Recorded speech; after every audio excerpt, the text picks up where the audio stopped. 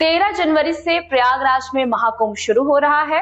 Ppm times इस बार के कुंभ को लेकर रोजाना आपसे एक खास कहानी साझा करता है। आज हम आपके लिए लेकर आए हैं महाकुंभ के एक ऐसे संत की कहानी जो ना तो पुरुष है और ना ही महिला, लेकिन फिर भी महामंडलेश्वर है। गले में सोने के मोटे मोटे हार, कलाई पर रुद्राक्ष, सोने और हीरे से बने ब्रेसलेट, कानों में कई तोलों की ईयररिंग, नाक में कंटेम्पररी नथ, माथे पर त्रिपुंड और लाल बिंदी। ये पहचान है आचार्य महामंडलेश्वर लक्ष्मी नारायण त्रिपाठी की। आचार्य लक्ष्मी नारायण किन्नर अखाड़े की प्रमुख है।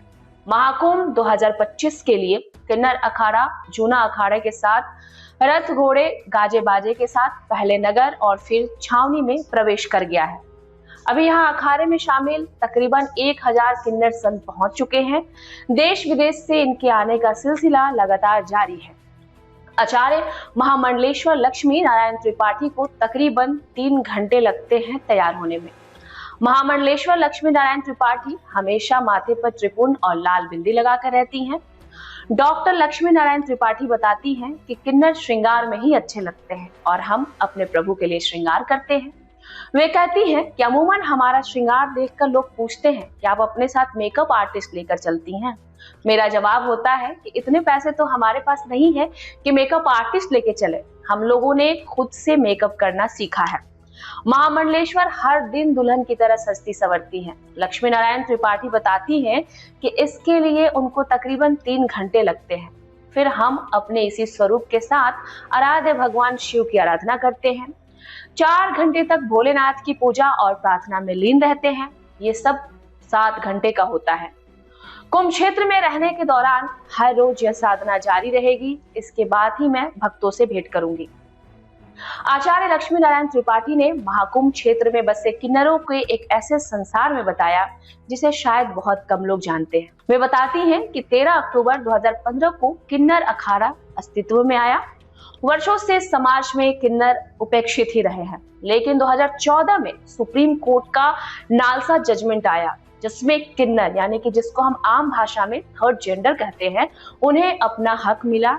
उसमें वो खुद एक इंटरवीनर थी। अखाड़े का गठन जितना आसान था, उसे आगे बढ़ाना और अस्तित्व में लाना उतना ही मुश्किल।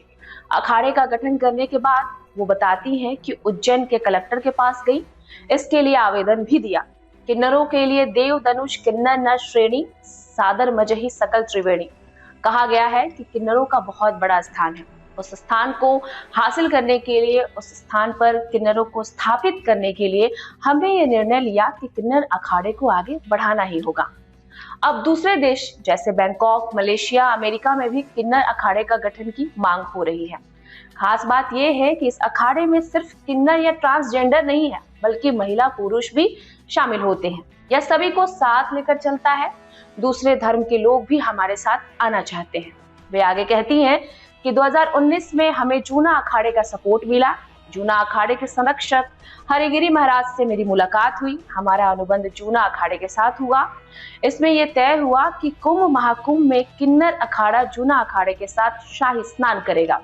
इसके बाद 2019 में साधु सन्यासियों ने अपने दरवाजे हम किन्नरों के लिए खोल दिए। अब इस किन्नर अखाड़े की पहचान सिर्फ देश ही नहीं, पूरे दुनिया में होती है। आचार्य लक्ष्मी नारायण आगे बताती हैं कि किन्नर अखाड़े के शिविर में इस बार किन्नर आर्ट विलेज भी तैयार किया जाएगा, जिसमें पेंटिंग, मूर्तिकला, फोटोग्राफी भी रहेगी। किन्नर अखाड़ा का शिविर महाकुंभ के सेक्टर 16 संगम लोअर मार्ग के दाहिनी पट्टी पर लग रहा है। वो बताती हैं कि उनका कार्यक्रम जो है वो 10 जनवरी से शुरू होंगे। आपको ये भी बता दें कि शिविर में पौष पूर्णिमा यानी कि 13 जनवरी से लेकर महाशिवरात्रि यानी कि 26 फरवरी तक हर दिन पूजन, रुद्राभिषेक, हवन और सनातन धर्म को लेकर गोष्ठी समेत अन्य कार्यक्रम आयोजित होंगे। किन्नर अखाड़े के संत बहुत ही हाईटेक होते हैं। डॉक्टर लक्ष्मी नारायण की अगर बात की जाए तो उनके फेसबुक पर तकरीबन 1 लाख से ज्यादा और इंस्टाग्राम पर 80,000 से ज्यादा फॉलोअर्स हैं। इस तरह किन्नर अखाड़े की महामंडलेश्वर कौशल्यानंद गिरी, कल्याणी नंद गिरी, मोहिनी नंद गिरी के अलावा पवित्रानंद आदि के लाखों में फॉलोअर्स हैं। कुंभ हो या फिर महाकुंभ हो, सोशल मीडिया पर इनके रील्स भी सबसे ज्यादा वायरल होते हैं। आचार्य महामंडलेश्वर के जरिए बदली किन्नरों के प्रति धारणा किन्नर अखाड़े के आचार्य महामंडलेश्वर डॉक्टर लक्ष्मी नारायण त्रिपाठी ने थर्ड जेंडरों से जुड़ी 2 किताबें भी लिखी हैं। पहली किताब मी हिजड़ा मी लक्ष्मी है। यह हिंदी, मराठी, इंग्लिश और गुजराती में है। इसी तरह से उनकी दूसरी किताब the red lipstick main in my life है। आचार्य कहती है कि इन किताबों के जरिए किन्नरों की असली दुनिया के बारे में बताया गया है। इससे किन्नरों के प्रति लोगों की जो मन में अवधारणा है वो भी थोड़ी बहुत बदली है। लोग कटाक्ष करते हैं, लेकिन इससे मुझे कोई फर्क नहीं पड़ता। किन्नरों पर जर्मन प्रोडक्शन ने third gender between the lines film बनाई है। इसी तरह अक्षय कुमार की जो लक्ष्मी फिल्म बनी थी, उसमें भी किन्नरों का संघर्षों को दिखाया गया था। इसमें लक्ष्मी नारायण त्रिपाठी ने बतौर ब्रांड एम्बेसडर सपोर्ट किया था। उन्होंने अक्षय कुमार के साथ इस फिल्म की ब्रांडिंग भी की थी। अपने संघर्ष की कहानी को बताते हुए वो बहुत ही भावुक होकर ये कहती हैं कि एक समय था कि सड़कों पर चलना मुश्किल था। लोग हिजड़ा बोलकर, तालियां बजाकर हमें चिढ़ाया करते थे। मैं स्कूल में बाथरूम जाने से डरती थी। डर रहता था कि मेरे साथ कुछ गलत ना हो। जब तक मैं स्ट्रांग नहीं हो गई, मैं उपेक्षित रही। वो कहती है कि माँ का दूध पीकर हर बच्चा बड़ा होता है, उसी माँ का दूध पीकर मैं भी बड़ी हुई, लेकिन कभी कभी हमारा बचपन हमसे छीन लिया जाता है। इसके लिए दोषी समाज है, हम नहीं। भारत में किन्नरों का इतिहास, किन्नर समूह की प्राचीनता का जिक्र वेदों से लेकर रामायण काल तक है। रामायण में किन्नरों का उल्लेख मिलता है। करीब 3000 साल पहले रामायण में इनका एक महत्वपूर्ण प्रसंग प्रस्तुत किया गया है। जब भगवान श्री राम अयोध्या से वनवास के लिए निकल रहे थे, तब पूरा राज्य उनके पीछे चल रहा था।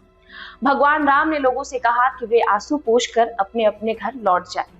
तब अधिकतर लोग अपने घर लौट गए थे, लेकिन कुछ लोग जो न पुरुष थे और न ही स्त्री थे, वे जंगल में रुक गए। वे भगवान राम के 14 साल के वनवास के दौरान वहीं रहे जहां प्रभु श्री राम रहे। फिर राम की वापसी के साथ ही वे उनके साथ राज्य में लौटे। इसी प्रसंग के आधार पर इन्हें किन्नर माना जाता है। महाभारत में भी अगर हम बात करें तो किन्नरों का ऐसे ही कुछ जिक्र है, जहां उन्हें अर्थ मानव और अर्थ अश्व कहा गया है। इससे पहले वेदों में भी 3 प्रकार के व्यक्तियों का उल्लेख मिलता है जो उनके स्वभाव पर निर्भर करते हैं। बात अगर मुगल काल की जाए तो वहां भी किन्नरों की भूमिका मुगल काल में किन्नर समूह का जिक्र पहले से कहीं ज्यादा विस्तार से मिलता है। कई मुगल लेखकों ने अपनी रचनाओं में किन्नरों की कहानियों को शामिल किया और तभी हिजड़ा शब्द प्रचलित हुआ। मुगलों के दरबार में किन्नरों का महत्वपूर्ण स्थान होता था। वे हरम की देखरेख और रखवाली का जिम्मा संभालते थे। यह प्रथा दिल्ली सल्तनत के समय से चली आ रही थी और मुगलों ने भी इसे अपनाया। इसके अलावा वे सेना और दरबार में नृत्य संगीत का भी जिम्मा निभाते थे। अकबर के समय की अगर बात की जाए तो किन्नरों का विशेष रूप से उल्लेख मिलता है। एक डच व्यापारी फ्रांसिस्को पिलसुट ने 17वीं सदी में मुगल दरबार में अपने अनुभव का जिक्र करते हुए बताया है कि थर्ड जेंडर को इतनी शक्ति और सम्मान हासिल था कि वह उसके लिए आश्चर्यजनक था। इस अवधि में कई पेंटिंग्स भी मिलती हैं जो मुगल काल के किन्नरों को दर्शाती हैं। इनमें बहादुर शाह के दरबार के प्रमुख किन्नर ख्वास खान भी प्रमुख है।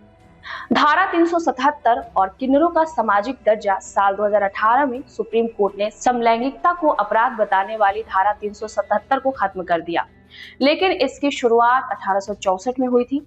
अंग्रेजों ने उस समय ब्रिटेन के वुगेरी एक्ट 1533 को भारत में लागू किया, जिससे समलैंगिकता को अपराध माना जाने लगा। इससे किन्नरों को उनके किन्नर होने की वजह से अपराधी माना जाने लगा।